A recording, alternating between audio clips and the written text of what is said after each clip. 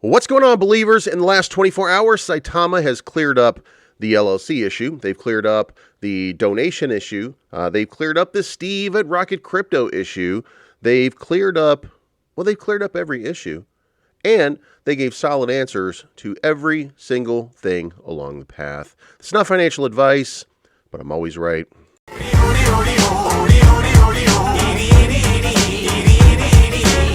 can't wait till Friday.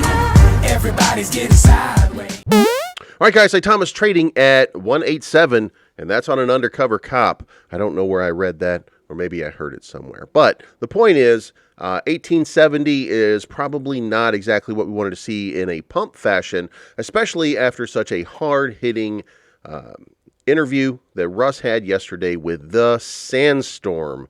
Jeremy and Brad really put him to the fire, gave him the tough questions that needed an answer that people who were degens or people who were a little bit nervous about everything that was going on, what they were feeling. And I feel like we got answers to everything.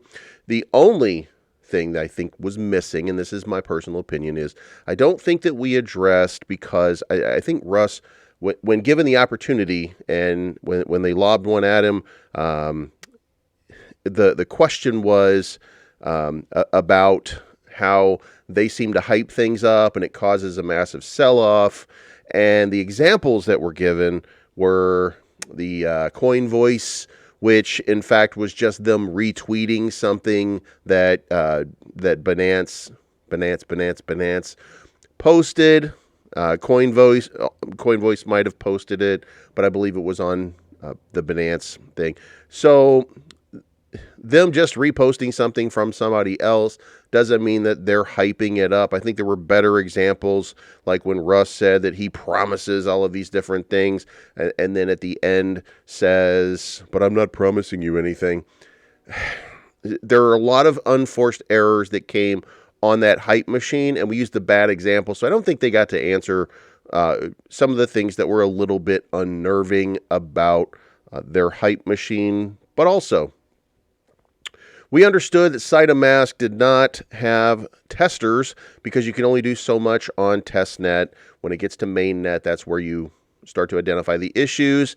And what we learned was after the DDoS attack, which, call it big, call it little, but it was a DDoS attack. After that attack was fixed, the fixes then caused a cascade of issues on every layer of security that then had to be addressed. So now we've got some clarity as to what it was that happened. And we were then told that very soon that he believes that Max is pretty much done, that they've addressed the issues and concerns with the front-running bots, and that you never can fix it, but that they've got the percentage, they believe, a lot further down. And that's going to be a great thing. So with such positive answers, with such great things, aside from what I asked, with everything being in a positive, then why is the price action not moving? So let's move on and let's talk about that. All right, guys, there's three things that move crypto: hype, utility, and time. We still don't have the utility that we have been waiting for. We know that it's close. We know that it's not there yet. We understand that we're getting to that moment. The hype, some of the hypes are going to fall to the wayside. They will matter over time. John Sally being a part of this team is just tremendous for me. I am a child and a grown man of the 90s, seeing John Sally playing for the Bad Boys of Detroit and the Chicago Bulls. I love that guy. Islam Makhachev. Islam Makhachev is one of the top fighters in all of the UFC. He's the guy that people do not want to face. And they have now partnered with him for promotional inspiration for Saitama. That's a great thing. These are hype protocols. Now, as we lead up to his next fight, as we hype up to his next fight, which is February 26th at UFC Fight Night, he is fighting Benel Dariush, 21-4-1. So this is going to be a test for him. According to the pros, he's going to win this one in a slam dunk. Now, Also, it should be pointed out, and I'm going to swap back over here because I want you guys to see something that's very important. This is the result of the hype train that you're seeing. UFC's Makhachev strengthens crypto ties with Saitama partnership. You can see things like that starting to pop up on normal media. Insider Sports is promoting that. Guys, those are great things. Those are the reason that we get that hype. So the hype train is right there for us. And the last piece, well, that's time.